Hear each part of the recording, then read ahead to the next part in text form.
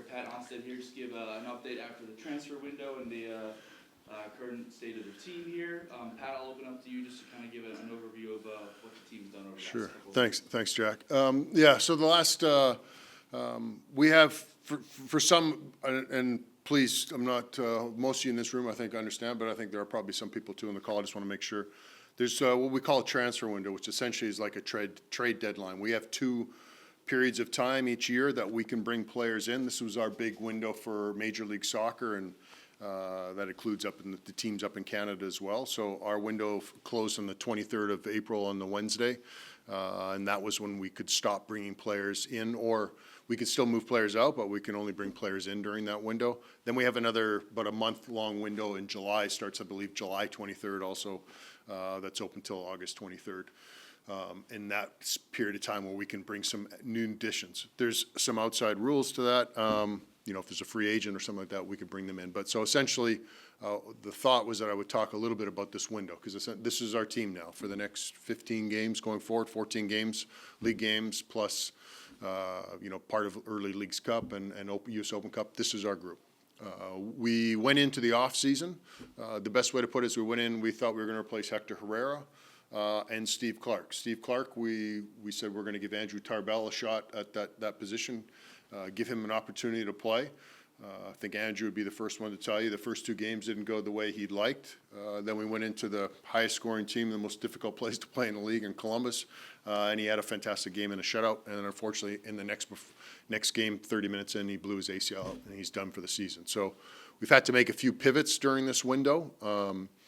The other guy, of course, was Hector Herrera. That was one thing we did in this window we're pretty proud of and pretty happy and excited to see how Jack McGlynn, who we brought from an interleague trade, cash trade, we're calling that from our league. And Jack McGlynn came to us. He's a technical player with his right foot. He's on the fringe of the U.S. national team, has a few caps for them, played in their recent game in the Nations League semifinal.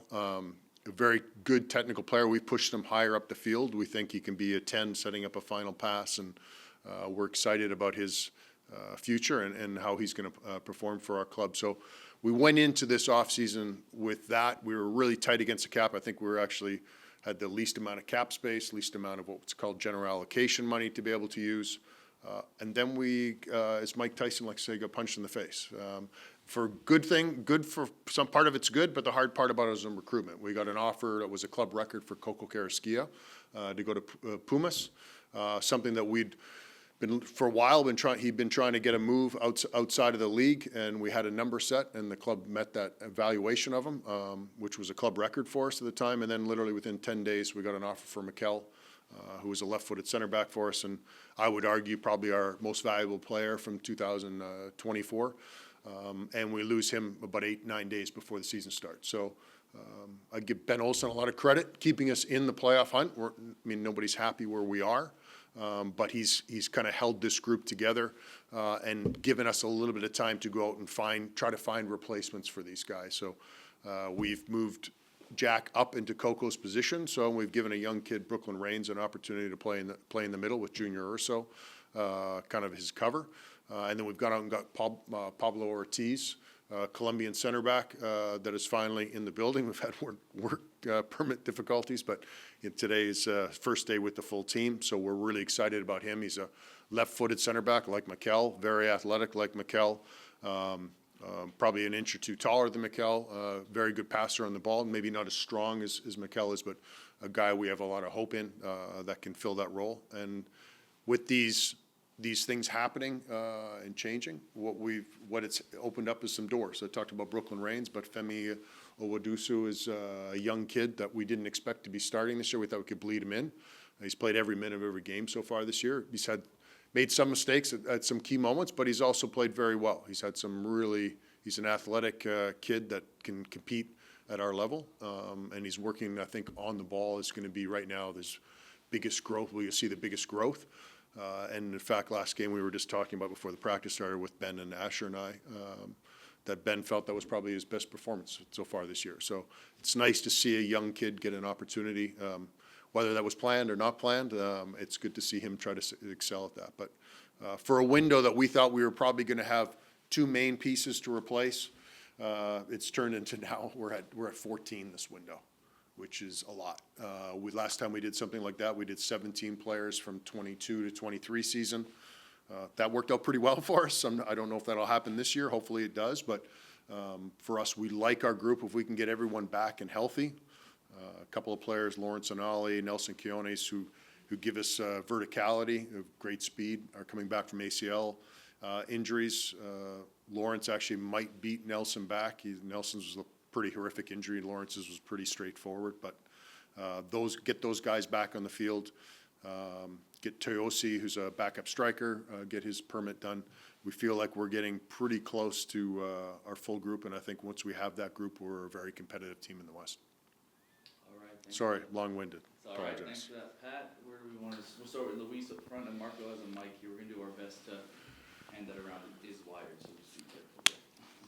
Thank you, Luis with Univision 45. Can you talk about Linger and his immediate impact since he arrived? Yeah, to the team? well, as I talked a little bit about verticality, we need someone who can run in behind, and we also need numbers in the box. So even when we did have Anali and Quiones, they would get behind, and often there was just Ezequiel Ponce is the only guy in the box, which makes it very easy for teams to defend. They say, okay, they have one striker, we have two center backs, this should be fun, and let's make it difficult for them. What we needed from that position, certainly the two position we call it a 3-box-3, the top of our box. We need somebody who can get in the box, and now it's man for man with the center backs. If we can do that, we think that'll open up more space for Ponce.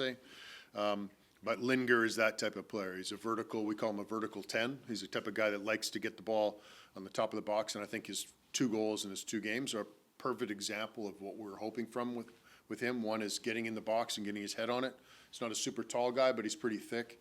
And he's actually really good in the air. So his first goal was exactly what we're hoping for. And then the second one is with a vertical 10 as a guy that gets in the box or on the edge of the box. And, it's a bad pass from the Austin player, one of our assistant coach's son, just for the record. Anyways, that chested down, and it was a great finish. But that's the spaces that we need more players in. So obviously, we're happy with 2 goals in 2 games. The reality is I don't think he'll keep scoring at that pace, but he is everything that we thought he would be in the sense that he's an aggressive attacking player, and it's opened up space for Ezequiel. And I think, I don't think the goal Ezequiel scored the other day is because Linger, the way he plays, but it's nice to take some pressure off Ezequiel, and now we've got other people that we can rely on to score goals. Go to Waldo and then Zach. Hey, Pat. Hi. How content are you with what you've been able to do with the transfer window, and also talk about the importance of re-signing Bassi and Eric Smith? Yeah, I think in the end, we're happy with where we were. I think we're disappointed if Asher Mendelson, when I say Asher, sorry, he's our technical director, and the 2 of us and Ben Olsen, we make decisions on players. Ultimately, Asher and I, our job is to get players in front of him that we think can help our team. What I would say, we're happy with who we ended up with by the close of the window. But what I think we're disappointed with was the speed at which we reacted to some of these sales. The Coca one, we felt we reacted pretty quickly because we wanted to give Brooklyn an opportunity, and knew Jack could play in Coco's position. So that one we weren't too concerned about, although we were really replacing Hector. So we knew that once we got Linger in, we were fine. That was pretty quick. But I think the center back one, we were a little slow to react to get somebody in here. In fairness to our scouting group, is we thought once the European window closes, so they have a transfer window as well, it closed. We were like, oh, good, there's Mikel, he's not going to Europe. And then a Brazil club comes in, and Palmeiras is a bright, smart club. They know what they're doing. It's also Mikel's childhood team, so it's like his favorite team. And they knew what the price was that we were looking for, and they came in with it, and they also knew they weren't going to get challengers from European clubs, so they could keep the price relatively stable. So for us, I think that's when you ask about the window, I think when we reflect and look back on it, which we have been over the last few days since it closed, is that our reaction to it probably wasn't as swift as we would have liked.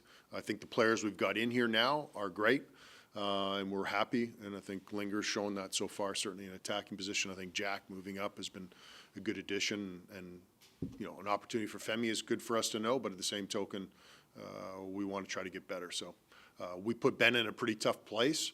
to lose some key guys just before the season starts. And the fact that we're only, I guess 3 points out of a playoff spot, 4 out of like 7th, is a testament, I think, to the hard work that he and his staff have done to keep us hanging in there. We've had a tough schedule to start the season too, and this weekend is no different, going to LAFC. But after that, I think we're in pretty good shape, and we can go and try to attack the schedule. And just on Eric and Amin extension. Yeah, sorry. So Eric and Amin, those are extensions that we started in the off season as soon as our season ended. Started discussions with them. These are core guys that have been part of our success over the last couple of seasons, so we wanted to lock them in and keep them here. And we're fortunate to have them in the building, and hopefully keep building on a tradition that we'd like to start here again, and it kind of reestablishes our winning tradition. Hopefully we can keep doing that this year. Hey, Pat, Hey, Zach. you mentioned that continuity and getting the pieces you need now in order. How Yeah. much are you looking forward to this next month of play, seeing that actually play out with those pieces here now? Yeah, it's been interesting because we've been saying this over the last 3-4 weeks. We've been almost getting a new player in every week, it seems like. We also have a guy I haven't even mentioned, was Dwayne Holmes, who we worked really hard on getting signed, and he was going to play one more game for Preston North End, and unfortunately has a fibia break in his leg, and he's just coming back, but he'll probably be able to join us in the next week as well.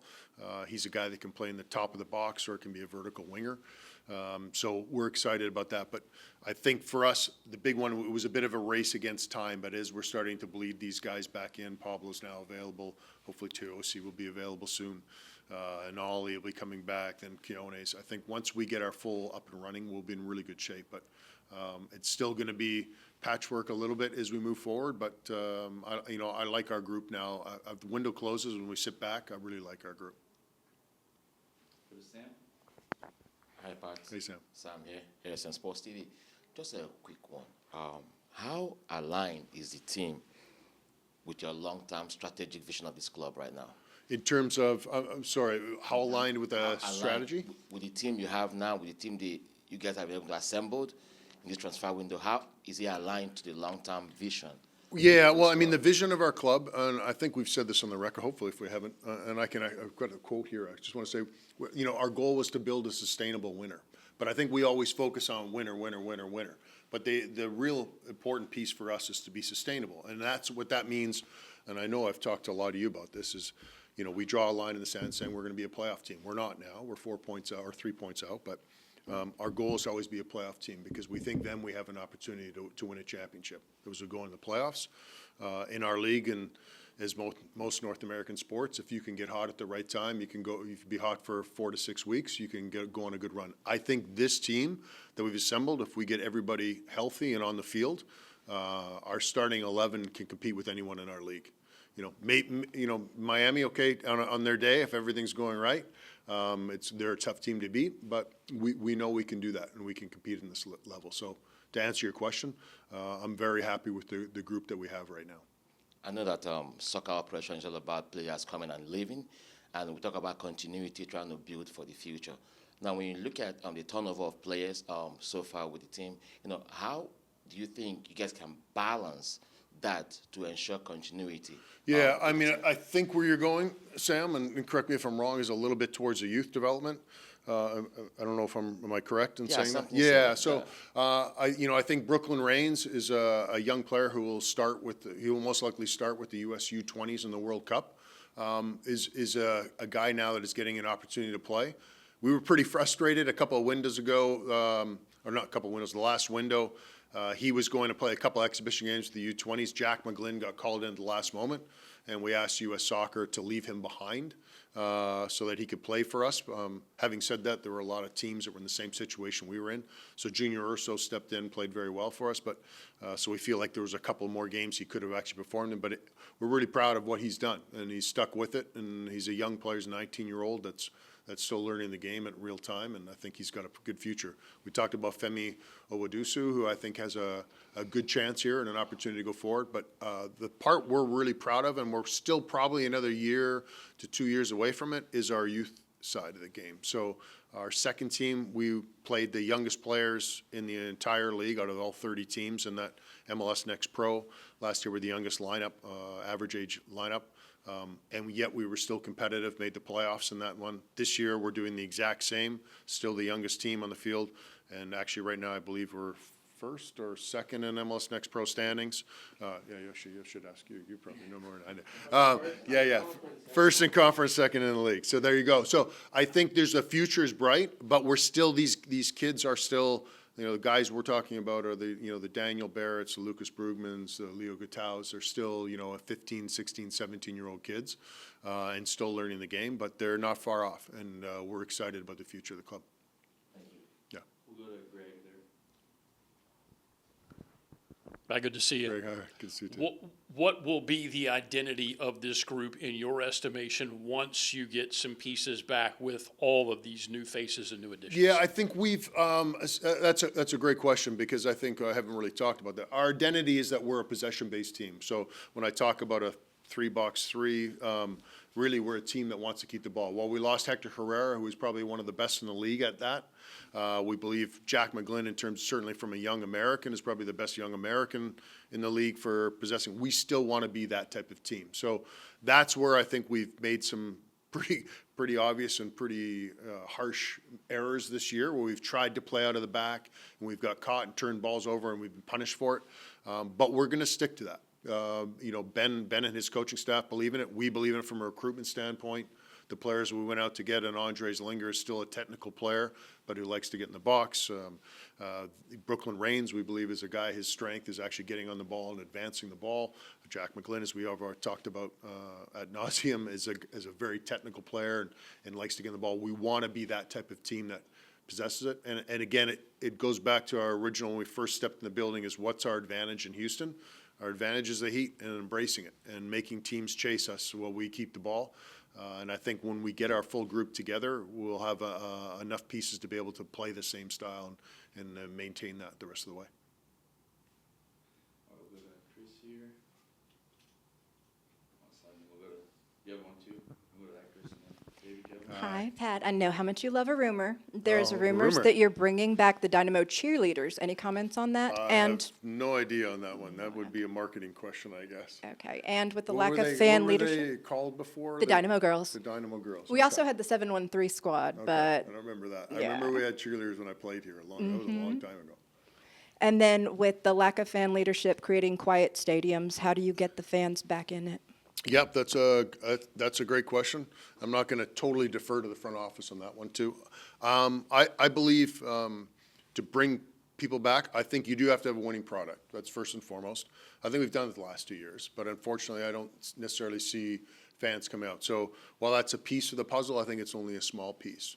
I think in this city, fans, and please call me out if I'm wrong here, but I think fans, when they can connect to a team that's a team that works hard, that fights for them, believes in the city, I think that's number one. I think we have that in our group. I think we're a sport, we're very accessible. Our guys don't wear helmets, they don't wear pads, little shin pads, I guess. But they're accessible, and these guys are, I don't know if we're out in the community enough, if I'm being completely truthful. I think that's something we need to work on. I know when I played here, I was probably out a couple days a week at least, reading a book in a school, going to supermarket, signing some autographs. But having said that, I know after games I would sign autographs, and there's no secret. I was one of the guys, Mike Chabala, for example, Brian Mullen and Craig Weibel. These guys would spend hours after games signing autographs, and I think there's a reason why people go, oh, I remember him, because I actually had a moment where I had 10 seconds, 15, 20 seconds, a minute, where we actually connected. And I think that's still part of our job. It's something that we need to keep pushing as a club. And then the best thing about our sport, and the most favorite thing I have, is because I get to go see these stadiums all over the world, is the fan. The environment in a stadium in soccer is unlike any other sport that we have in North America. You have drums, you have people singing, you have people chanting the entire time, and I think it's important that those are the fans that we need to get back in. We need to fill up our Texian army. We need to fill up that end zone.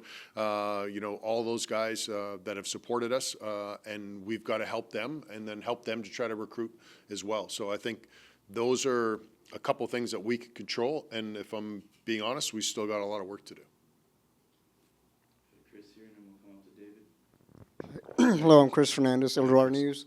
Pat, hi. I've watched you in your career here at Houston, and you're absolutely right. This young lady here, she's correct. It's all about community, Pat. We need more of that from your team. My question is on gelling and chemistry. When do you think that we might have that with With this our team? team or with the club within the community? With the team, the team on the field. Oh, team on the field? Yes. I think once our players kind of get some time together, again, when you have 14 changes, it does take time for guys to understand.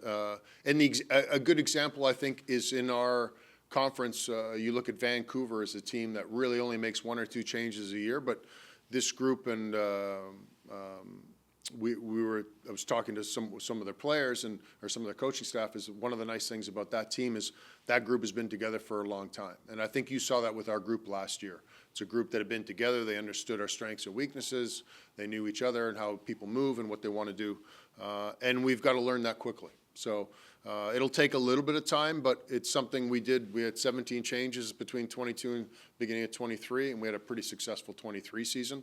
And I'm expecting the same from this group. I think once Ben gets his full arsenal and gets these guys working together, we'll have an opportunity to do that. In terms of gelling, though, it's interesting because we have a ridiculous May. Is it 9 games, 8, 9 games in May? It's insane. But there's moments here now, like we'll go to LA and we'll be together for 6 days together and play an Open Cup game where that's where some of this gelling, as you talk about, really takes place, where guys are in meal rooms together and they get a chance to go out for dinner together and hang out. And these are moments you don't necessarily get all the time during a season. Good question.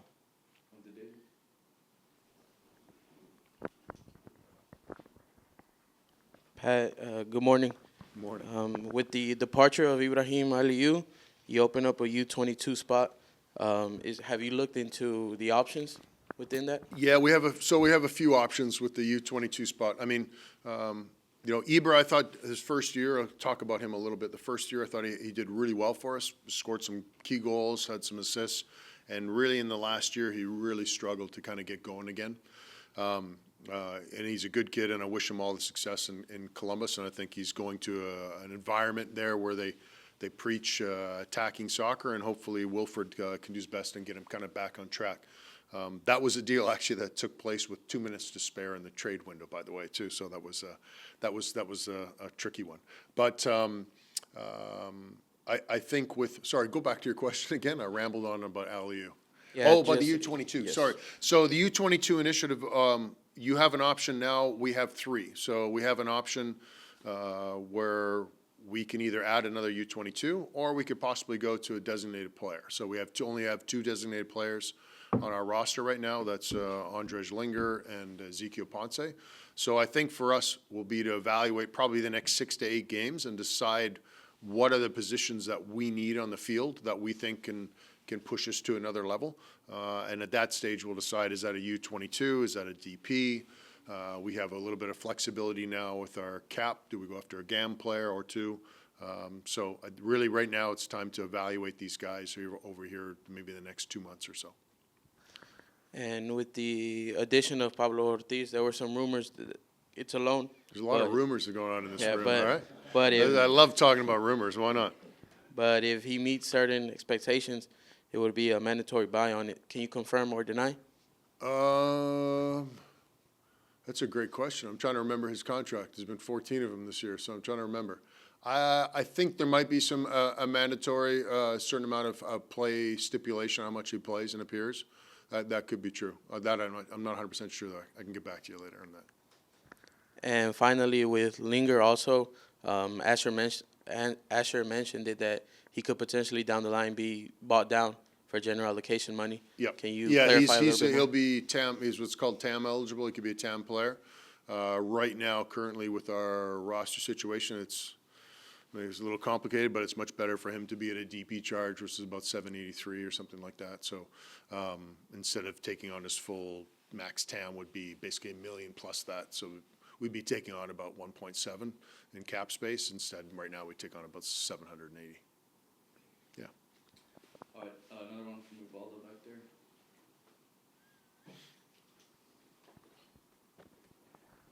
Having said all that, Pat, you said this is our team. What's the expectation for what's left? Well, you guys got more than halfway to go. Yeah, but- 24 games, you got a ways to go. But what's the expectation now that you have most of the group To together? make and the, the I mean, players? for us to make the playoffs and to try to compete for championships. So we start our US Open Cup run in Phoenix on Wednesday. It'll be between two league games, so it's always the first couple of games are always a little tricky to try to make sure you put out a team that can win the game, but at the same token, making sure you're prepared for the weekends. But this is a playoff team. We have the talent when we're healthy. Right now, we're still fighting to get there, but once you can see with Linger on, that's added a spark. Pablo Ortiz here, we keep adding. We're going to get there. So I believe we're a little fortunate, if I'm being honest. The West has not been very strong this year to start, outside of Vancouver, and that's been able to keep us in the hunt. I think there's been other years where maybe we're 7 points out, and it's a little more daunting. But the reality is, it's competitive. There's also probably 12 teams that feel the same as we do, like we can be a playoff team. So it'll be tight, but that's what Ben, Asher, and I sit down every year and we say, is this the squad that's good enough to make the playoffs? And we believe it is when we're healthy. One quick one. This game. There's never a quick one with you, This Sam. game of soccer is all about the fans, Yeah. and they are the people that make it what it is. Yes. Coming to stadium, filling Yep. up every time. What role does their feedback play in what you guys do in this building in terms of The players, field, policy? the actual field? No, I mean, what role does their feedback, the fans' feedback? Oh, the play? fans' feedback? Yeah, play in shaping policies and what you guys do here. That's probably more of a front office question. They do, I know they've done some feedback surveys and stuff, but I haven't, in terms of my feedback, I'm trying to put the most competitive team I can on the field within a budget that we agree on with ownership. And we're very fortunate with the budget that our ownership agrees on. I think we can be a competitive team, so that's always been my focus. I haven't heard a fan come to me and say, hey, I just want a mediocre team, but I'd like something. Most fans come talk to me and say, why aren't we winning? Why do we stink right now? Why don't we better? And I go, okay, well, we're trying to solve that problem. So I don't know if that's answering your question. I'm not sure from the right. We interact with them on social media sometimes. Yeah, I'm I'm the wrong guy on social media. I'm still, my university days were still with a typewriter and stuff. So, yeah, I'll get some feedback on that.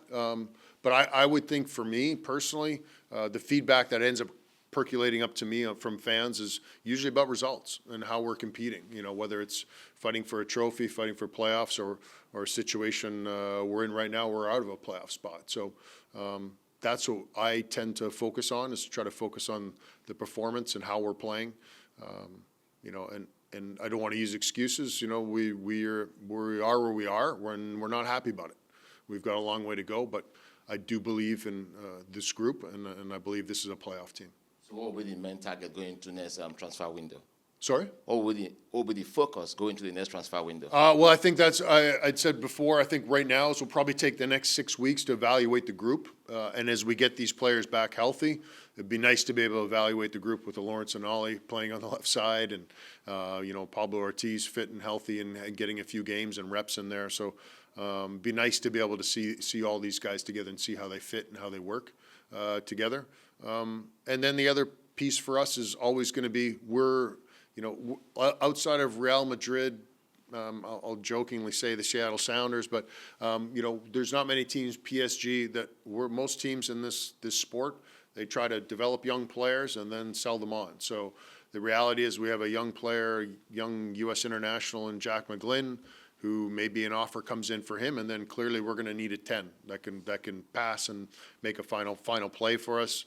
If Brooklyn Reigns goes and has a great U20 championship, he's a guy, while that's after the window's closed, he's a guy that could also move on in the winter too, so we'll have to adjust to that. So there's always moving pieces in this sport, and to be honest, it's actually what I love about the job. Like, it's as much as not happy about where we are, the stress and the pressure to try to figure out a way to get out of this and try to get better.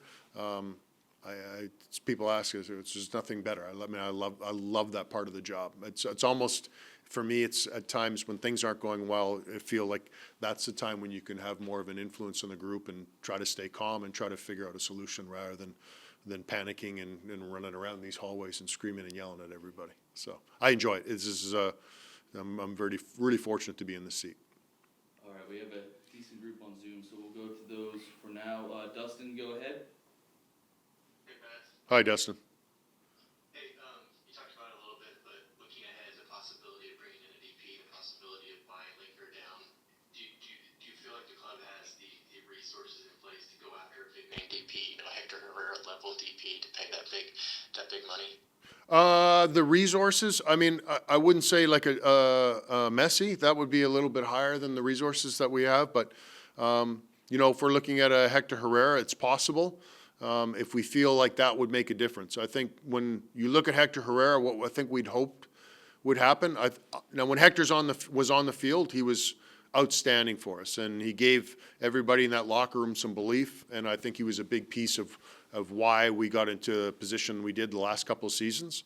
But I also feel from where it probably was a little bit of a letdown, and this is not Hector's fault, that's for sure, is we just didn't translate to tickets, sponsorship as much as we thought it would. So if we are going to go for a big name guy, we want to make sure it's something that will resonate with our community, with our city, that people, and maybe Sam's hitting it on the head, is I should maybe talk to fans more often, or hear more. I do talk to fans more often, but I should hear about the fans and read social media. But we need to figure out a way that if we are going to go after a name player, that it's a guy that comes in here and makes a splash, not just with our club and our team, that's really predominantly what I'm focused on, but also for the front office and give them an opportunity to pack that stadium and sell more sponsorships. Thanks, Pat. Yeah, no problem. All right, Herman, go ahead. Hey, Pat, Hey, it's Herman. Germán Benitez with Deporte Total USA. You don't have to go in the extent of the injuries, but can we please get a timetable on a possible return for both wingers Nelson Quiñones and Lawrence Enali, as they were impact players when they were on the field for the Dynamo? No, Hernan, it's perfect, because I actually did take notes, so I've got some here right in front of me. That's perfect. That's great. Thank you. Otherwise, I have a sheet of paper beside me. Dwayne Holmes, probably about maybe 2 weeks. He should be ready to go, so that's one. Anali's still probably, I'd rather say 7 to 8 weeks. Maybe it's a little shorter. His we're hoping for is basically 9 months from injury, which would be great. Nelson, on the other hand, is tricky. Nelson's probably about 7 to 8 weeks till he joins the group. His injury was pretty horrific. It was basically a dislocated knee, whereas Anali's was just an ACL. So he had some nerve damage, Nelson, and it's taken a lot longer than we'd hoped. I'm trying to think who else is injured. I think those are the three kind of main injuries. Then Tiosi is the big one for him is his work permit. We didn't talk about Pablo Ortiz, but the poor kid took almost 4 weeks to get his work permit. Normally that's a 10-day to 2-week process, and he was stuck in Slovakia in a hotel in Bratislava for 12 days waiting on an appointment in an embassy. So these things sometimes take time, but those are the three I think that I don't think I'm missing anyone else outside of those guys. So does that help you? Yes, sir. And Yep. you mentioned Toyosi. Do you and the staff view him as a backup striker to Ezequiel Ponce, or could he play along Ponce on the wings as well? Yeah, I mean, he could play on the wing. We do see him as a number 2, and he knows that coming in. But there's also going to be moments in time where maybe we play with 2 strikers, for example, down a goal late in the game, or even defending sometimes because we defend in a 4-4-2. He's a hard worker. He's a powerful kid. He can get in. He certainly can get in the box. He can run behind. He's probably a little faster than Ezekiel is, so he can stretch the line. So he's a different profile than Ezekiel. So we have, as I mentioned, in May alone, we have 8-9 games in May. So we're hoping to get his visa done as quick as possible. And you mentioned the sense of urgency due to injuries this transfer window. Talk to me about Jonathan Bond. You being a goalkeeper, what did you see in him? How did you convince him about the Dynamo project? Yeah. Tell us more about Jonathan. Yeah, I remember him when he was in L.A. and always thought I don't think it was LA's brightest years, but so he got a lot of work. So you got to see how he was handling that. I thought he was always a really good shot stopper, pretty good with his feet as well. And for us, it was important to try to find a guy that we didn't need a work visa for, an international slot. And it worked out that his time in Watford, he had a nice little stretch of about 7-8 games this year where he performed very well. So for us, also popped up on our data and our scouting side, and the timing was right for us. So Watford had just kind of finished their chance to try to go up, and the window had kind of dropped, so they weren't going to make a run at the Premier League, and why he played was the number 1 went down injured, and so he was essentially going to get dropped to a number 3 as they brought another guy in. So it was a good opportunity for us to bring him in, and he's been actually outstanding in the first 2 games he's played. Kept us in it against Austin, made a fantastic save in the first half, and from there we went on to win. Awesome. And my last question is, May 10th, they got a giveaway for that game. It's a bobblehead of your. Okay, tell me about it. You like the pose? You like the bobblehead? Well, I like the pose because I remember the pose, and it was the only time in my career I got to slide on my knees. I mean, I get to see these strikers do it to me all the time, so I thought I'd take the advantage. Normally, the striker's not holding the ball in their hand. I guess that was the goalkeeper twist on it. I think for us it's a special day. 20 years to celebrate 20 years with this club. There's a lot of really good people and a lot of people that worked really hard to put this team on the map. Oliver Luck, Dominic Kinnear, fantastic coach, Chris Canetti, and then the teammates that I was fortunate to play with: Brian Ching, Brad Davis, Dwayne De Rosario, Craig Weibel, Wade Barrett. Bobby Boswell, guys that have stuck out in this area, Arturo Alvarez, a lot of guys that have played in this club and then took this club forward, DeMarcus Beasley, Oscar Bonyac Garcia, I know I'm missing a ton of guys, Stuart Holden, a local guy. So I think it's just a really nice day to celebrate that. And a couple of days with these guys that are coming in. I'm sure there'll be a few beers had amongst the group, but it's exciting. And then I had a tough time with the bobblehead, I'll be honest. I don't love putting myself out there. My technical director kind of said, no, you should do it. But I wish it was someone else now, if I'm being honest. But it's, I guess I was part of this club, from the inception, and I am proud of that piece of it, so I have to try to look at it from that standpoint. The frame is an iconic piece of Dynamo history. Oh, here we go. Like you show anybody that picture, they know where it's from. Yeah, it's funny. My wife had found something once we moved here, and we were unpacking boxes for the umpteenth time since I started in this business. But she pulled out some photo that had been scratched up nicely, but with me sliding in that gray jersey on my knees. So she's got that put up in my office, unfortunately. So yeah, it's fine. Thank you, Pat. Thanks. All right, Joey, go ahead. Hey, Pat. When Hector Herrera was leaving this last offseason, cited injury being the biggest for it. We're seeing this year with Eric Sviatchenko, he's starting to have a big injury problem. He can't play a few games, and he gets hurt, plays a few games, gets hurt. At what point does that become a concern for him?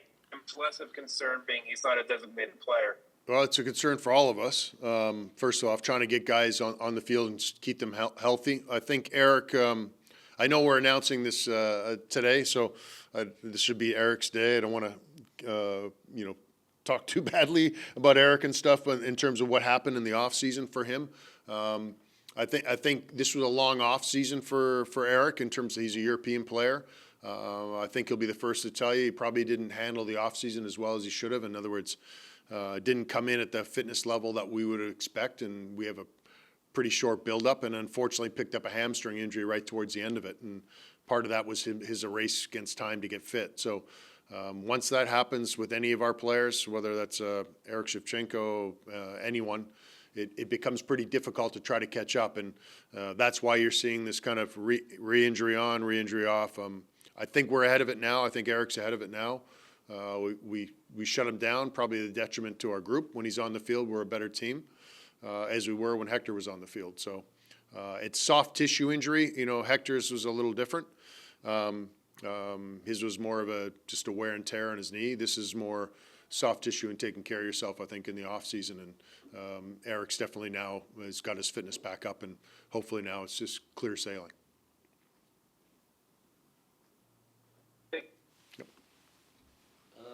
And then Diego, go ahead. Hey Pat, take me through a little of the day by day of making a deal like Linger, or even a late night deadline transfer like Aliu. How do you approach finding players and making deals like that? And you mentioned earlier in the presser that you work a lot with Asher and Ben on finding players and really working on those deals. So talk to me a little bit about how you like to work with them and a little bit of your process. Yeah, so the three of us will usually sit down in the off season or as the season ends and decide how we're going to move forward with certain players. Do we pick up options, not pick up options? Do we, re-sign players? Do we extend them? And then essentially we'll then say, okay, here are the 2 to 3 positions we want, and we'll sit down and be pretty detailed in terms of what that looks like. So, for example, the Linger one is a great one to walk through. We wanted a vertical 10, someone that would get in the box. I mean, Bossy is a 10, but he's not a guy that gets in the box. He's a guy that actually helps more and build up and drops deeper and doesn't get super high to, close to the 18 that often. So I think for us, that was, those are the profiles. Once we have the profile, then we have a scouting department that will say, here's the profile, here's our budget for that position.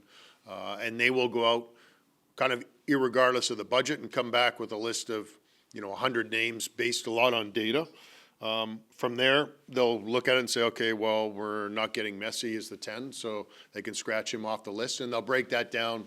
By the time we see players, Asher and I'll see players, it's usually somewhere around 10 to 12 guys, 10 to 15 guys, and we'll see clips and highlights, and we'll talk through it a little bit more with the scouts, and they'll watch a little bit deeper. And Asher and I will go in a little bit deeper on a few, and by the time we get to Ben, it's usually down to between 2 and 4 players that we like and we feel will help and fit the mold.